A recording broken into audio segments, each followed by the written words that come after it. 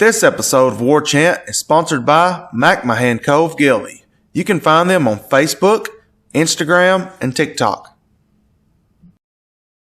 I was riding around, was in Howsell Valley, wasn't I? Yeah. I had a big dip in. Josh was like, man, I always wanted a dip. He was like, let me get a dip. I said, well, get one. He packed her out, put it in. I don't think we went 100 yards. He's like, pull over right here. I was like, what? He got out spitting out. God, that's nasty. Dipping all the time now, ain't you? Well, every once in a while. I'm graduated up. Yeah. You know, what's crazy about that, you bring it up, and I'm just going to take it and spin it, I guess, back at you guys, you older guys.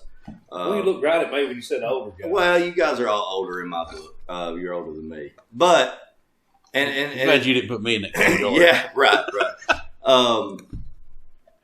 That's what I always wanted to be, was you guys. And it wasn't just like I always wanted to be Jeff or always wanted to be you, Zach, or Ryan or Owen. I just, I was North Jackson, and I just I wanted you guys' approval. Hell, sometimes good and bad,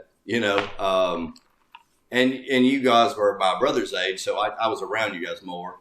I can remember the first time I was ever in a vehicle with you, and you probably don't remember it.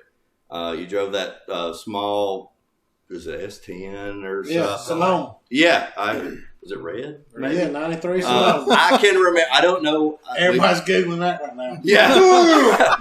I can remember. And my parents, didn't love him. I never told my parents about this. I don't even know if I ever told Jeremy. But we left. I feel like we were leaving the school for some reason. We were going the same places Jeremy was going, and he let me ride with you. And I probably shouldn't put this out there, but I can remember you pegging that Sonoma out with the lights off on the back road. Man, you've done it. And I just think I thought it was the coolest thing ever, It was the stupidest thing ever. Yeah, he was notorious for that. Hold on. I swear. Now, on the back roads where we were at, we're out Bilbao straightaway. Yeah. They'd retar that road, and when you cut your lights off in the moonlight, the road would light up. So I don't remember the road like that. I don't. You can see the moonlight on the road. We do it all the time. You done this a lot. This ain't the first time and the only time. I do know that. Yeah, I just remember, all the stories Josh could throw out there. Yeah. That's the best one. And I was going to say that. We'll leave it at that. I'm like, okay, I'll take it. I was a reckless driver. That's all I ever was. I'll not share our first bond. That's the biggest. That's definitely not going to happen. I do remember it. But, like for real, and if you take this back, this is a North Jackson podcast. And to me, that's what I always wanted. That's how I played, I didn't play for myself. I knew I wasn't physically, athletically gifted enough to go play anywhere. I knew those were my 4 years, and that was it. I was probably going to go to Northeast, go find a career like I did. And there was nothing ever in me that I wanted to play anywhere else. To me, for my personal life, if I couldn't go play anywhere that was better than what I played in Stevenson, Alabama, I didn't want to go do it. I didn't want to go. If I played in front of a few thousand in Stevenson, I didn't want to go play in front of 800 anywhere else. Right. I'd already seen that's what I wanted. That's what I grew up dreaming to be, was just a high school football player. I didn't grow up dreaming to be a great high school football. That's what I wanted to do. And I always played for the older guys' approval, and it wasn't, there wasn't any one person that I played for their approval or anything. It was just all of them collectively. When I got finished, I wanted the older guys to be able to say, I'd strap it up with you any day, and that's what I still try to do today. I'm at the school every day. You work at the school? I do. Yeah. What do you do? I just work there. Damn. Principals don't do nothing. Right. But at the end of every year,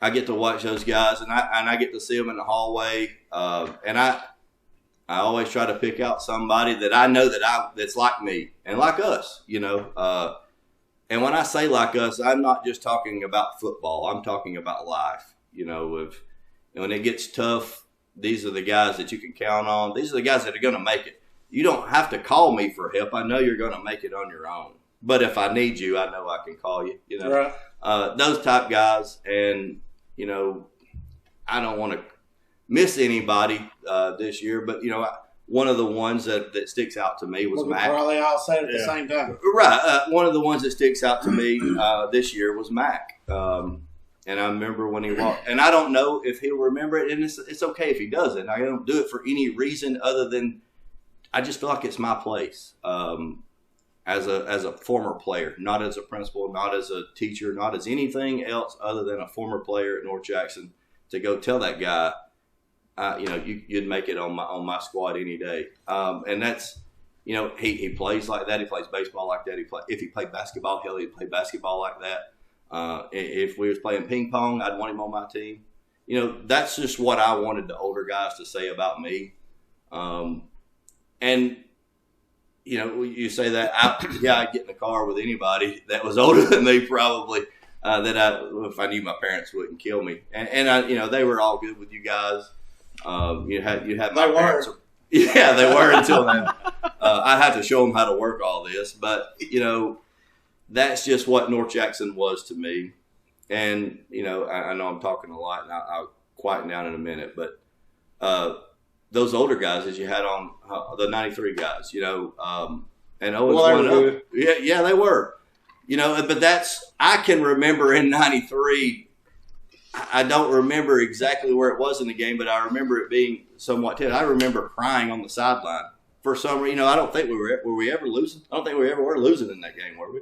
No. In the championship game. No. Like, I don't know. Stafford just rolled out of the bed. Yeah, right. Like, but I remember it being like a real crucial part of the game where, like, oh no, is this going to work out or not? And I can remember as a manager crying on the sideline for some reason because I didn't want to see us lose. Like, that was already a part of me, and some of it I didn't have a choice but to be a part of me. But some of it I did, you know. So those older guys, like, yes, I just wanted to be like them. I wanted their approval, you know, and I wanted my group as a whole to have their approval. You know, I'm so proud of what they did, and I wish every day, I won't say every day, but out of 365 days a year, I probably think of it 250 of them, how we didn't finish. Just so I could have said we were the only ones that were 15-0. But I mean, that, you know, but that's just, I think that's sports in anything. Right. You know, but I will say this, and I don't want, well, it's fun to do the hypothetical thing and, you know, whose group would you have? And I think Robert said it last week, you know, he would always take his. But that's what he's supposed to do. Right. And I'm the same way, you know, like, I don't want anybody's experience to be better than mine or work, you know, like, I want them to have their own experience. You know, Coach Houston's got a boy there now. I want Trevor to have his experience there. You know, do I want it to be great? Yeah, but I want his experience to be his experience, and that's it. You know, I want him to maximize that. There's not an amount of games that we can lose or amount of games that we can win to make me not as much as a North Jackson Chief. You know, and I want those older guys to know that. You know, like, proud of what they did, and I hope that what we did gets their stamp of approval. You know, it's already done, so it doesn't matter if we do or we don't. But, you know, that's just what my story was coming in. Yes, I always wanted to be a North Jackson Chief, but I played for those guys. And, you know, and I think, you know, that's what we got to get back to. And we've talked about that some, you know, here and there. But I think that's just what makes this place special. Right. You know, like, you still care. You don't have any kid. You haven't had a kid come through there and, you know, ever yet. You know, Maddox is what, 5? Right. So, like, it's going to be a long time before he gets there. Right.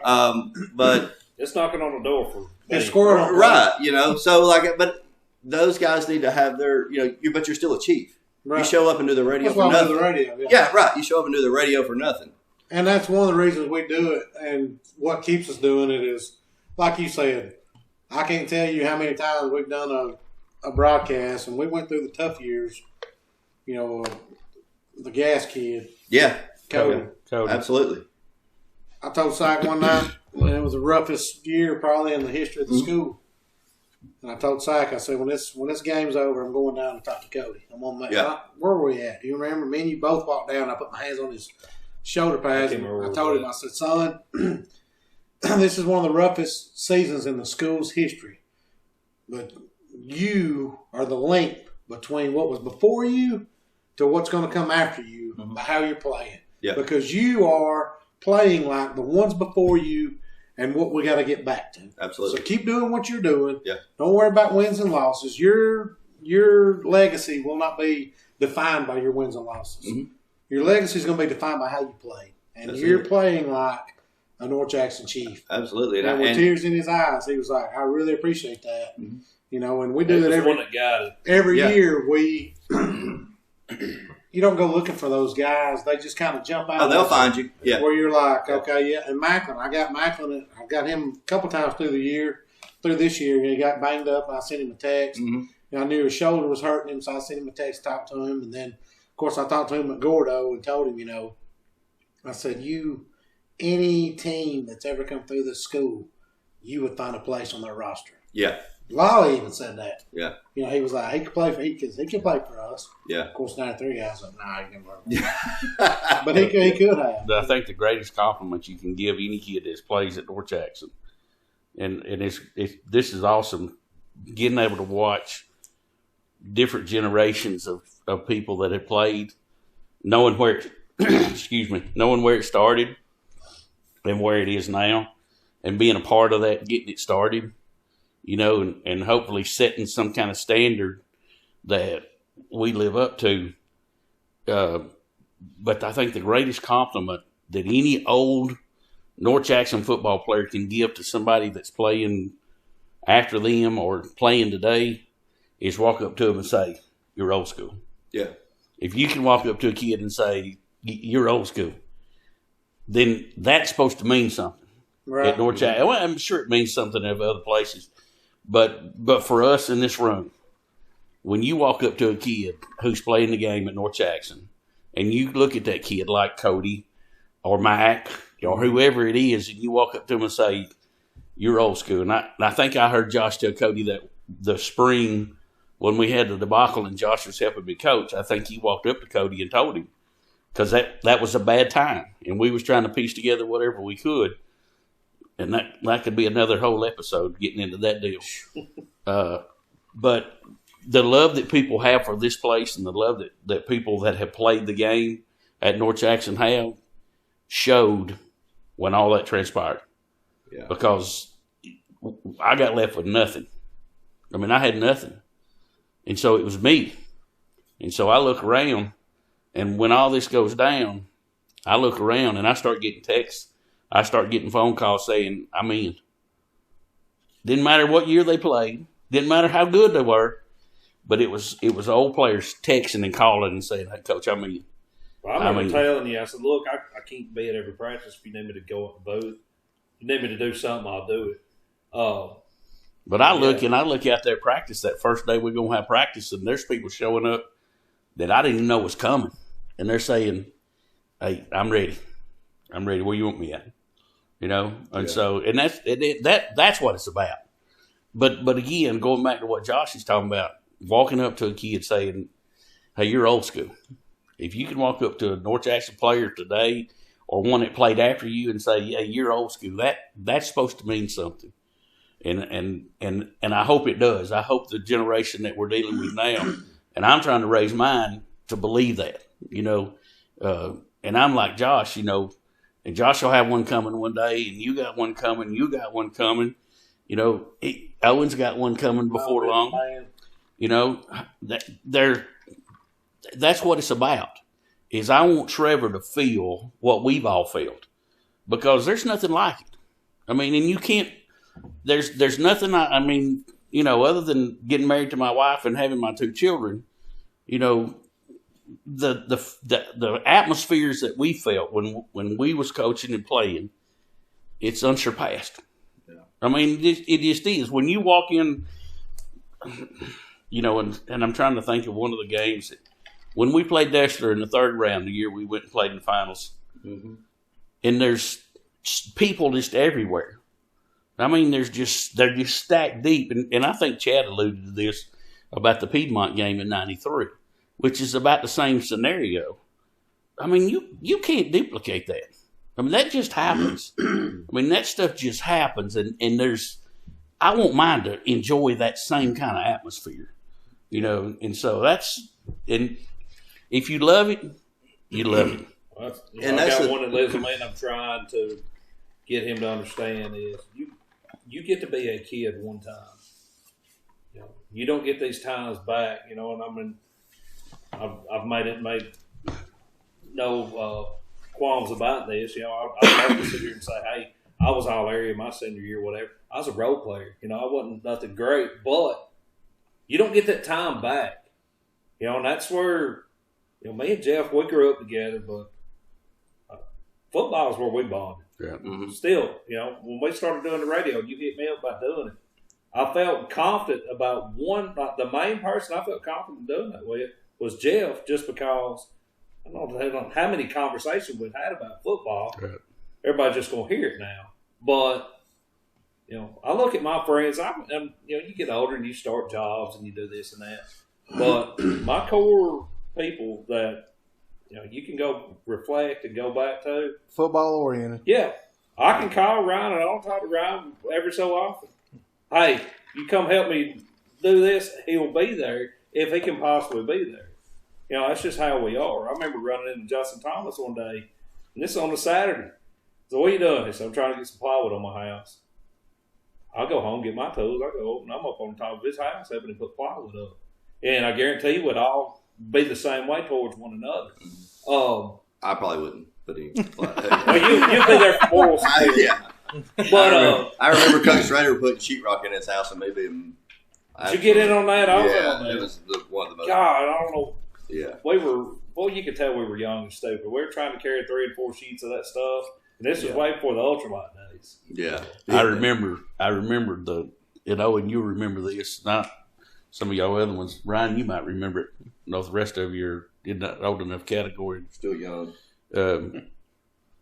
When we had the trophy presentation at school after that '93 season, I remember one distinct remark that Mr. Hardy made as he was making his speech.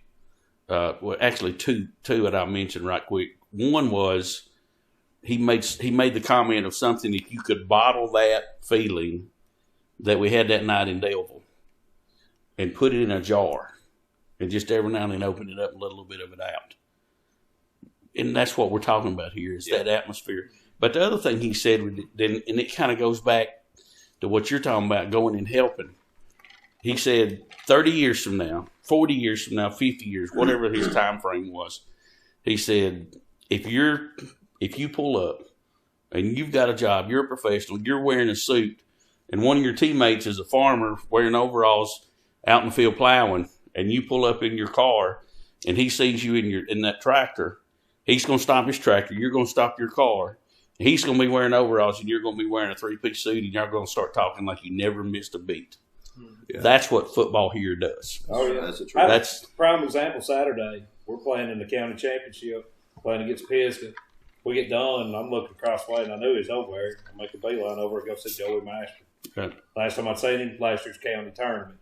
So, those relationships keep winning, and they don't go away. And, of course, when we lost Joey, I felt like that took us all to a different element as far as how close we were. But, Josh talked about it. We were big brothers' age. We all kind of looked, I don't really remember anybody else having that many or little brothers running around. So, we kind of. Yeah, I don't either. We kind of looked at you as that guy. But, and that's. I can remember one of the things you said, I want to say it was your senior year. Y'all were killing it on defense. Everybody knows the defense was pretty salty that year. And one of the things you said was, I feel so much pressure to do my job because of the people around me are doing their job at that high of a level. Yeah. And a lot of people thought he was going to be the middle linebacker. And you kind of took over. You was the alpha of that defense, I felt like. I tell you what happened, and I'm gonna interrupt you, and then I'm gonna I tell you what happened when Josh's senior year, and anybody that played or coached that year will probably stand up and attest to this. We went through spring practice that spring before he went into his senior year. He left on Wednesday or Thursday. Josh, you can correct me what the day was, but he had to go have his surgery done to fix his heart. We weren't really done with practice. We still had some things we were going to do the next day. It was totally different when he left. I mean, it just was. So when you're talking about him being the alpha, yes, 100%, without a doubt. I mean, it was like when he got in the huddle, everybody shut up. It didn't matter who you were or how good you were or what you were talking about. That was his huddle, and he commanded it. And he didn't have to dog anybody. He didn't have to snap nobody. He didn't have to grab nobody. He just had that ability to step in that huddle and say, all right, it's my time. And he did. And he kept everybody on track. And it made our job a whole lot easier because he knew as much about defense as we did. And so but to him, that's a credit to him because and I think it's because he loved the place so much. I think that was because he loved it. And he ain't the only one, but just because he's here, I'll mention his name. There have been tons of other ones that have come through that was the same way. But, that 2000, what was it? 2002. The 2002 team, they were. And about the 2002 team, yes, I'm partial to that. That was my last one, and I knew it was it. We ended up playing for the state championship, and the memories I have from that season, I mean, it's just unreal. I can remember John Bean and I, like after morning workouts, we'd go to his house and shoot pool, and I can remember John thinking, because we went to the semifinals, we were up on Claiborne big at halftime the year before. I don't remember. I don't think they had a first down at half. They end up kicking a field goal. No, what was the score? Somebody tell me. We had a pick six. Yeah. We threw a pick six and returned the punt. Yeah, they returned the kickoff because all week we said. We heard about that. Yeah, all week we said, we, as in every coach that we had, don't kick it to Tyrone Pro Throw. Don't kick it. I mean, he's like one or two kicks shy of the national record. I mean, he is who everyone knows that Tyrone Pro Throw. He is who we thought he was. Yeah, exactly. We let him off the hook. But so don't kick it. And we had the pleasure of playing for one of the greatest kickers that place has ever seen, and Josh Grider, one of the best athletes that I've ever seen. And of course, we go down and score or something, and we kick. First time that he gets a chance to kick to him. Again, after working all week, don't kick it to him. Everybody in the country knows who this guy is, okay? He kicks it right to him. He takes it to the house. But in a typical, Josh Grider fashion, he probably just thought, he ain't going to return it against us. He's probably trying to throw us some love. But, what we heard. But, of all of our success in 2002, I contribute that to the leadership that we had the year before. One of the most fun guys that I've ever had a chance to play with was George Summers. You talk about fun people to play with. We all talk about gifted athletes and just specimens and fast and big and strong.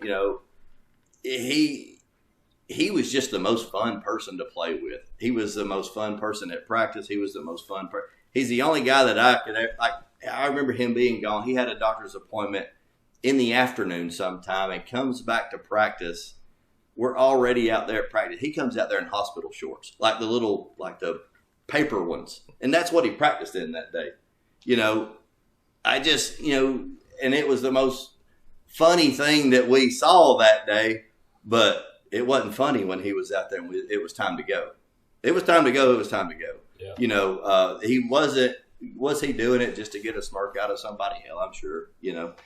But when it was time to get after it, it was time to get after it. And my high school experience. One of the reasons I say I don't want anybody to have mine is we lost some guys. I lost a best friend. Lost two best friends. Nick and Drew. Lost Roy Rayburn. that the year before that. So I lost a lot of guys, and I think today that's what makes, part of what makes it so special to me. But I believe it is what makes my friends so special to me. I was probably always going to love North Jackson just because that's what was ingrained in me. That's where I spent my life. Really? Yeah, it really is. Still, it's where I guess I should say it's where I'm spending never my left. life. Yeah. Were you born at the school? I may have. I'm gonna have to go check my birth certificate. But my friendships, that's I still keep close contact with Chris Satterfield. This dude hasn't lived in Stevenson, Alabama since the day we walked across the stage to get our diploma. And he still says, hey, it ain't nothing harder than I've ever, he's been through Ranger School. He's been in the Ranger Regiment. He's not just Ranger qualified. He was in the Ranger Regiment. And he's like, man, there's nothing that I've ever done harder than what we went through. So things like that, just put it in perspective to me and help me get through the, like, if that dude can do that, and if he says it's that hard, and I have all the respect for what he's done and what he is still doing. But like, that's what makes it so special to me. Those friendships like that, we went through so much, and that's why I don't want Trevor to have to go through that. I want Trevor's story to be Trevor's story. Because I would never want you to lose some, friends that you grew up spending the night at their house. But that might be what saved my story, and I think about it all the time. And I still, I see every homecoming game, I try to make a post about it every year, when we wear the 8 to 60. Boy, that is different. When, we talk about it, try to tell everybody the story on air, and I mean, it's hard, when we honored the 93 team a couple of years ago, we're all up there, and I did the P8 that year. I'm reading through, and I knew when I got to Brandon Preview it was going to be tough. Yeah. And I got there, and I've got to read that whole spiel, and I looked up, and I'd already seen Tyler, and I got choked up. Right. I didn't want it to be obvious, but everybody caught on. And yeah. Of course, Shelley sends me a message later on. You about made me. I was already tore up, but it's funny. Yeah, and that's what's crazy about the whole thing. Like you said, it just makes us really. We're not any better than any other high school story out there, and but it's ours. But it's us. I grew up wanting to be you guys. And God bless you. Yeah, I wanted to be a little better, I guess. I think it's cool because when we started, we didn't know all this stuff. We didn't know what we was doing. I mean, we had people that we looked up to that we played, but it was at two different schools. Right. And so nobody had that when we started. Nobody had, we want to be. We didn't really know what we were going to be. I mean, we didn't have a clue what we was going to be. And so it's cool to sit around and listen and hear, y'all tell these stories about, when we was young, we wanted to be like so-and-so, or we wanted to be like so-and-so, because, I don't have that perspective, I live my life there, and I'm still living there, I think, every day. Yeah. But it's really cool to hear these stuff that but I will say this too, going from and having been at all levels of stuff, the hardest level that I'm at is the one I'm at right now, watching Trevor. I mean, that's hard for me. Not because he don't do well or he doesn't do right, because I hope he does, because if he don't, I'm going to get on Josh again. There'll be two. If Josh don't two cousins, Trevor and then me. So, but it's, and I give you a great example of how hard this is. And so we're playing Madison County this year in football, and y'all seen the play. I don't know if you was there. Owen was there, I know. Trevor's a freshman. Slow, not real fast, not real tall. He must have had a good week at practice. So the coach told him, look, cornerback goes down, you're in. So sure enough, third quarter, cornerback goes down, Trevor goes in. The story is we score late to take the lead. Trevor's still in the game. They got a pretty good receiver. Yeah. They got that big kid that they had 6'2". 6'2", Yeah. So he's pretty good, pretty fast.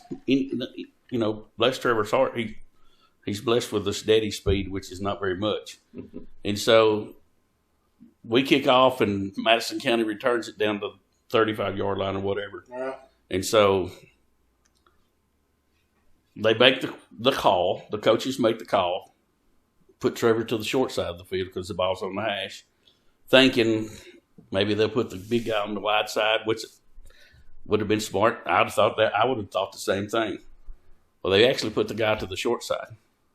And so I look up. Here's Trevor at 5'7" against this guy that's 6'2", and everybody in the stadium knows where they're throwing him. And I tell Kelly, I say, they fixing to throw at Trevor. Well, she understands a little football, but not. She just knew her baby was out there, And so I knew what's finna happen. And so, needless to say, they throw the ball, they tackle the guy out of bounds. We win the game on the last play of the game because they tackle the guy out of bounds. But sitting up there watching, that's hard for me. Not hard watching because I love watching him play and I love wanting him to be successful. But wanting him to be successful is the hard part. Yeah, that's the difficult part for me is making wanting him to have that success. I was never blessed with a lot of great talent. I played. I was one of those guys that had to work. And if I didn't outwork you, I wasn't going to play in front of you. And so watching him, that's the kind of idea that I've tried to instill in him. And I hope that he's got that. But just wanting him to be successful and for his team to be successful, that's the hard part for me. It's a lot harder than it was when I played. It's a lot harder than it was when I coached because it just adds a different dimension. It's a different, and y'all will understand one day. Y'all And will that clock's understand. ticking too. Yeah, They only got so long. that's right. I try to tell my kids that all the time. We got a daughter that's going to be coming into the 9th grade next year, and I tell her all the time, it's going to go faster than you think. You're going to go from dreading practice to wishing you had one more practice. I don't ever Greatest practice player in the history of North Jackson, right here. One more practice means one more game. You wouldn't be practicing if you didn't have one more game. I don't think anybody look forward to practices. I hated practice. I'll be honest. I bet you didn't hate them more than I did. I promise you didn't. Hey, have you seen the schedule for tomorrow? Every day. How long's old drill? Every day. You could walk in, and Matt would be sitting like this in his locker. What's wrong with you, Matt? Nothing, Coach. Matt, what's wrong with you? I hate practice. James. Every day. The schedule for tomorrow. Yeah, Tuesday. Yeah. How long's those? It'd be Monday. He That's didn't all I want was to know worried what we about. was doing How on long's old Tuesday. drill? How many times y'all ever been in school and you hear that rain? You look out the windows like, I'm going to be inside today. I'm going to be inside today and get close to fourth period. Ooh, sun coming out. Yeah. Get It's going baked. to be humid today. Or you see that schedule laying on one coach's desk. Hey, I seen schedule. You remember? Like, 15 minute old we drill. got 20 minutes of no drill today. This is one that I still, when I think back when we're in school, I always get cracked up. We were going over to the elementary school to practice in their gym. Yep. Well, helmets on in the gym, so we all got to drive over there. I get in the truck. I got the bright idea. I'm gonna put my helmet on. So I get my helmet on, get my chin strap on. Jeff pulls up right beside me, looks over. He's got his helmet on. We drive all the way to the school with our helmets on. I Why think did y'all everybody got practice? where they were doing that. That's elementary school. We still all the time. Yeah, I don't know why We didn't ended have up at to- Stevenson Elementary Yeah, School. because that's when Schrader Coach Schrader was. Schrader the was teacher. there, yeah. Straight He was in. a PE teacher. Yeah. And so we could get in there and not have to. I didn't know why our gym was tied up, but we always went to elementary I can school. remember a bunch of practices too where we get in there and Coach Lolly be like, guys, I think we're going to go shorts today, or maybe shells.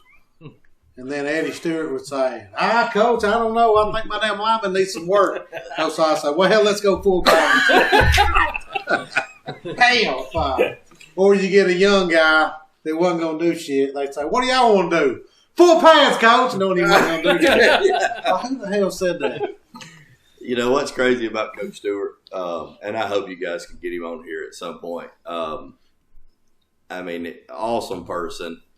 You talk about high energy. So I went. I don't know how long I went without seeing Coach Stewart. You know, he retired from teaching, and you know he went to a few other coaching jobs before he actually retired. But he's got a nephew that's my nephew's same age, and I think it was 2 years ago we ran into him at the beach. Yeah.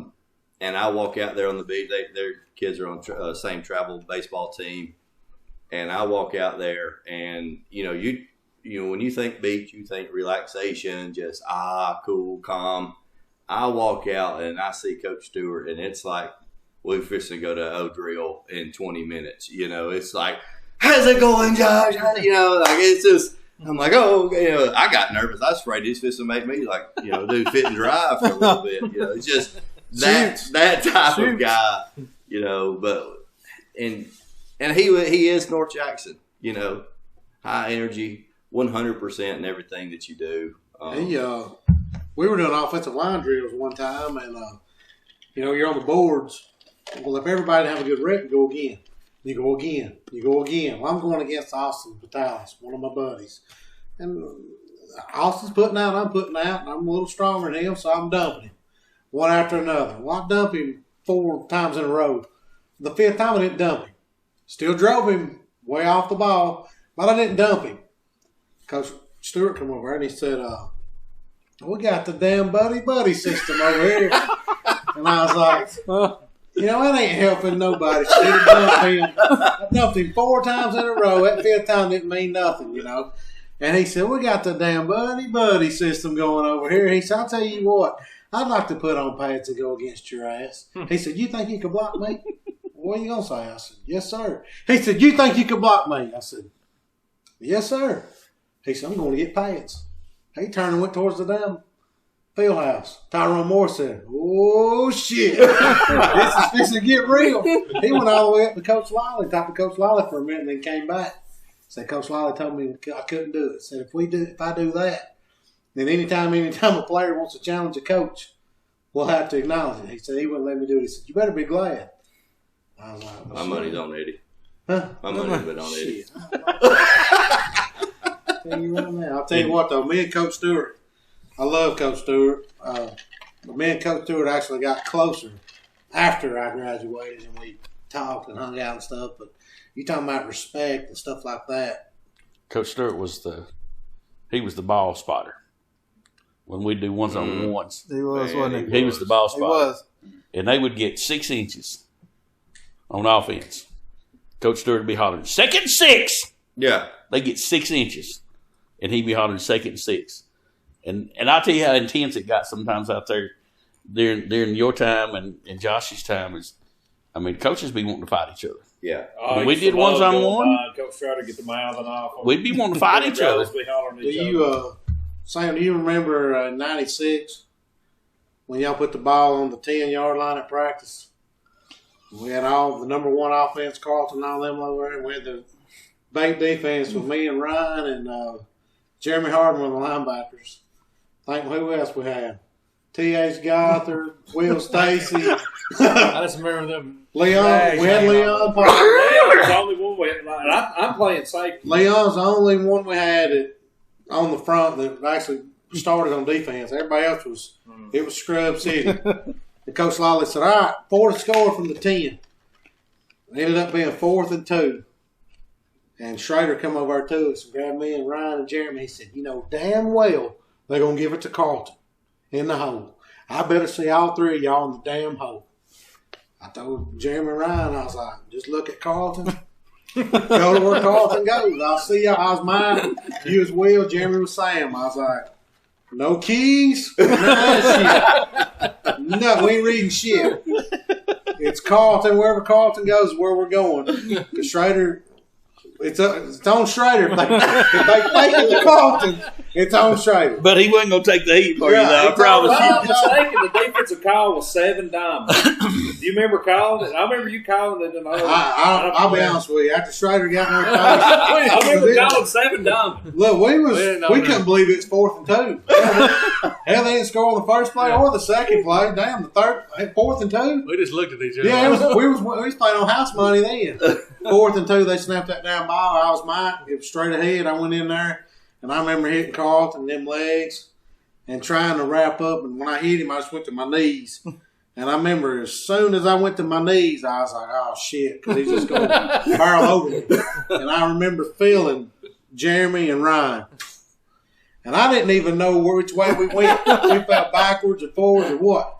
But I just remember a pile. Then I remember everybody standing around going, oh, shit, oh, shit. And I got up and looked, and we had stopped them.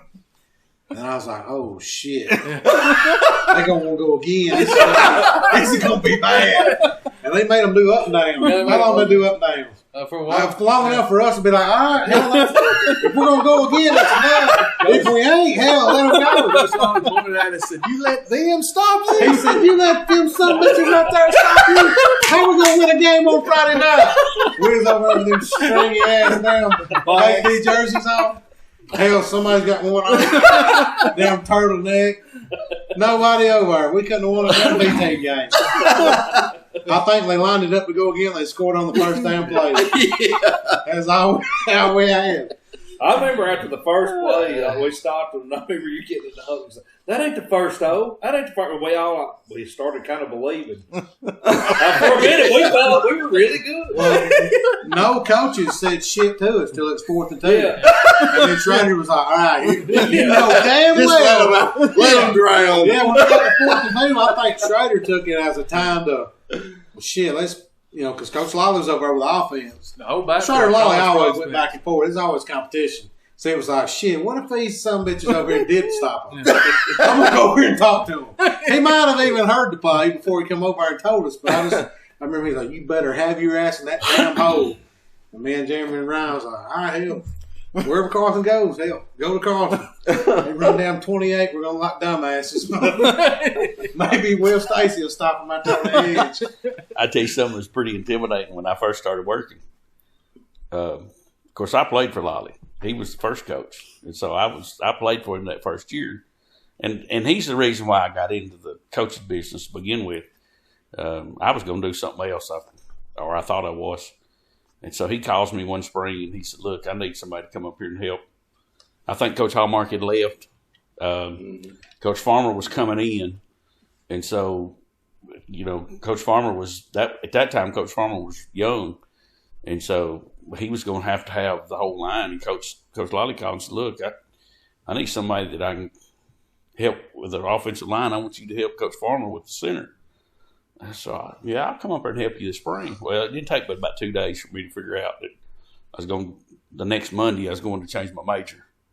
And so, but then I got through with college. Coach Lolly hired me my first job in 95. Well, Chief actually hired me, but I think it was a combination of the two that actually had the plan. And so that first year I coached 9th grade. That was our 9th grade. That's right. And I helped on Friday night with the varsity. When I'd get done with 9th grade practice, I'd always go to the varsity practice and do whatever. So I think I did that for about 3 years. And so I had fallen into helping with the defensive line when I started with that, doing the 9th grade. So those first 3 years, I was just kind of watching and did what little I could with the varsity. So something happened that 4th year. We were fixing to start practicing. We were fixing to go, and one of the coaches, something happened. I don't remember, they left or whatever, and it was the guy that was the defensive line coach, and so there wasn't anybody else, and so I kept waiting. I'd go to practice, I'd do the drills, and I kept waiting, and that's when he brought in Coach War. Y'all remember Coach War? He brought in Coach War, and so we're down at practice one day, and I asked Coach War, I said, "Coach, ain't nobody really told me what I'm supposed to be doing." "I'll tell you what to do if you get out of line." "Yes, sir. You just I appreciate it. So he kept doing. I just kept doing it and started. So the first game we played, after I'd taken over the front to coach the front, we played terrible. I'm talking about it was the worst coaching job that I could have ever done in my life. I'm talking about it was awful. So we show up on Sunday, and I knew it was bad. I knew it was bad. We show up on Sunday. We have a coaches meeting on Sunday, and I knew I was fixing to get hammered because Lolly hammered you. He didn't care. I mean, he just didn't care. And so the worst hammering I ever got from him as a player, he told me I was going to have a terrible game before we ever played. And he just drilled me one Sunday afternoon because I played good on Friday night, and he called me out for playing good on Friday night, and he said, and you're going to screw us up because you're going to play terrible this Friday. And just blasted me. I mean, so we go in on that, and I know I'm fixing to get hammered. I know he's fixing to hammer me. Sure enough, he did. He's in front of everybody. I thought maybe he'll do it behind closed doors, and I'll take my chewing and say yes and no. He did it in front of everybody. He said, I'll tell you one thing. You played for me. You know what I expect. If you ever put a product like that on my field again, you'll never coach another down for me as long as you live. I'll fire your butt on Friday night before we get on the bus to go home. I'm not about he just believed. I felt about that tall when he got done with me. And so pretty intimidating to walk in when you played for the guy and then he hires you to coach for him. And I made it a point at that moment, I made it a point for me to say I was never going to let him down again. I was never going to be in a position where I let him down because I did. I let him down that time, and I regretted it. I mean, you know, I didn't have a clue what I was doing at the time. I was too young to know. He told me he hired Coach Gushaw to replace you. He did. He did. Bombshell right there. We told him that's when we knew he was going to leave and go to He said, hold on now. He's a good Would guy. you say that, he's talking Yeah, about Coach Gut. when somebody interviewing Ivan, he said, I'm Coach scared to Gut. hire anybody. I said, we knew that when you hired Coach Gunshaw. Gushaw, when Gushaw walked in the field house, I thought he was driving the guy that they hired. I said, well, that must be his daddy or he's driving. The guy don't drive himself. Coach Lottie told us that we was fixing to go into fall camp, and we met like on Sunday or whatever. The last thing Coach Lottie said to me is we're leaving the field house that day. He said, guys, you better bring your milk jug full of water because we're going to be here all day tomorrow. Just meaning, get ready. You know, we pull up the next morning and everybody gets out. Gusher gets out with a milk jug full of water. He carries into the practice field with him. I'll be honest with you, I don't remember him ever coaching shit. I remember him walking through while we were doing warm-ups, and I remember him when we were getting ready for Etowah. He said, I hear your boys down there in Etowah right now. I can hear them. They saying they want the Chiefs. Like, we're supposed to, I don't know what we were supposed to react, but So Coach Gunshaw used to come around. You know, he was already gone when we came through, but he would come and watch practice every once in a while. And I don't know if he Sign ever. autographs and stuff. Yeah, right. I don't know if he ever called anybody. I'm sure he just showed up, which I knew who he was from being around. But and I don't know whose idea it was. I'm sure it's down to two people because there wasn't but two people on staff then that knew him, and that was Coach Houston and Coach Schrader. But he somehow drew a love for Coach Houston because after practice one day, somebody let him speak, and he thanked all the coaches, just like he should have. But so he went, I'd like to thank Coach Rose and Coach Schrader and Coach Houston and Coach Peak and Coach Houston and Coach Carter and Coach Houston. I bet Coach Houston got mentioned 5 times in one thank you speech. And we're like, damn, does he even know these people? Like, I knew he knew those people, but he'd been gone forever, but he loved Coach Houston. Right next to the line. no, I think he did pass away. I think they did too, yeah. Oh, I remember seeing him years later. He was walking around the track. He'd come to a game. I don't know where he ever went. Cane or something, but I don't know where he ever came from. He was from Chattanooga. yeah. He coached at wherever Reggie White played junior high. Sweetheart. Because He's a sweetheart. he coached Reggie White when he was in junior high. And so, I remember him comparing Jeff to Reggie White. yeah. On and off the field. Right. something Sam said earlier, I was wanting to touch on for a minute, was because I was fortunate enough to play on that 93 team, and I remember. Damn, y'all Here we go. Just listen. Did y'all win state? Just listen to me. I remember Coach Harding saying that about balling up, that feeling. That's right. And that's something that I wish everybody could have felt, because it's unlike anything. I mean, you can't explain it. Just knowing that when you started, there was 32, and you're the last one standing. That's right. And just that feeling, like you can see it when you watch the video of the aftermath after the game, and just everybody, going around and congratulating and hugging, and people crying and all that stuff. It's a unreal feeling. And I mean, we can sit here and jab, best team, and talk junk to each other about who was better and all that stuff. But ultimately, I wish every single team could have won it. Yeah. Because I don't like having to distinguish that I played on the 93 team. I wish I could just say I played at North Jackson, and everybody knows On what one that's of. Yeah. On one of the state championship teams. Yeah, that's because, awesome. Yeah. And me and Jeff went and watched a play last year, like an Alcoa type situation, where in the last 20 years they've won 15 state championships. Mm-hmm. To me, that, and when you say Alcoa, like everybody that follows high school football around here, they've heard of them. Mm-hmm. They know who you're talking about. Yeah, you just say what year you played. They know your ass played And- for state. Yeah. And, I felt like that we had that here at one time. We've kind of lost it a little bit now. But if we could get back to that where, it's just I played at North Jackson, and that's all you have to say. Right. That's what I wish we had. I think they bottled that up. It's in a damn medicine bottle. So it's ammonia. If you ain't never hit that, you need to hit that before a game, because you never breathe as good as you will in your I life. will say this: there's no one that's ever hit the ammonia bottle harder than George Summers, which would go along with the way he played. Explains a lot. Yeah, like really, I can remember.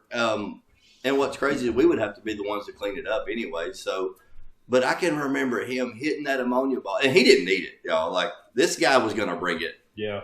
If we go get him right now and say, "Hey, man, we're going to get out here and we're going to scrimmage. We're going to run 7-on-7." I'm going to be on his team. Yeah, like he's going okay. He's going to say okay, and he's going to get after it. He's not going to ask where the ammonia bottle is, but he did then, and he would just he just spit right in the middle of the floor. I mean, there would be a pile of, and he didn't need it. But to echo what Owen said, like, that's awesome that he feels that way. That's great, and he's right. That would be great to just be a North Jackson guy. And that's what he is. I'm fortunate enough to have looked up to that guy. I remember Owen playing. And I got to go and experience all the games while he was playing, and then have my own games. But now, I don't know, we might have missed a game or two in the last few years. Owen, we ride to the games together now. Still go watch the playoff game? Yeah, like if we don't make it, and we go every year. The group message is, hey, who we gonna go? What's the hot games around town? And we've driven all over the state of Alabama and some of Tennessee to watch a high school football game. So, which goes back to just the buy-in from everybody. He's a North Jackson guy, just like we are. Like, that's what creates that bond. I don't know a thing about Owen's childhood. I really don't, other than I know his dad and his daughter's in school now. They started dating my sister when they were like 5. Right. So, but we have one connection, honestly. Before 3 years ago, before his daughter came to North Jackson, we had one connection, and that was North Jackson football. That's it. I can remember when Owen would come to get me in school. When I was at the elementary school, I don't know if he remembers, but I remember Owen Long coming to pick me up when I was in elementary school to take the golf practice, because my dad coached a golf team and I was on the golf team. I I can remember riding with two older guys, him and Joey Guess. And that one night with me with no headlights. I was beyond elementary school. Thankfully, my dad saved It was that a one. 93 Sonata. The headlights probably went out and I saved it. So He saved that approval for beyond elementary school, and I'm glad he did. But in elementary school, I can remember riding with two guys. God, we could go. I hope I got that. But I got to we'll be see.